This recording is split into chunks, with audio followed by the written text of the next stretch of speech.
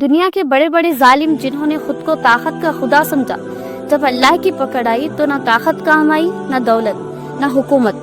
فرعون دریائے نیل کا بادشاہ، خدائی کے دعوے دار، لیکن جب اللہ کا حکم آیا تو اس کی فوج سمیت دریا میں غرق کر دیا گیا، کوئی نہ بچا۔ شداد جس نے اپنی جنت زمین پر بسانے کی کوشش کی، سال ہر سال محنت کی، لیکن دروازے پر ہی موت آ گئی، جنت دیکھنے کو بھی نصیب نہ ہوئی۔ نمرود صدیوں تک حکومت کی، خود کو خدا کہلوانا چاہا، لیکن اللہ نے ایک چھوٹے سے مچھر سے اسے ہلاک کروا دیا۔ یزید جس نے امام حسین کو شہید کیا اپنی حکومت کے تحفظ کے لیے، لیکن تاریخ نے گواہی دی، حسین امر ہو گئے اور یزید عبرت کی مثال بنا، اس کی نسل تک مٹ گئی۔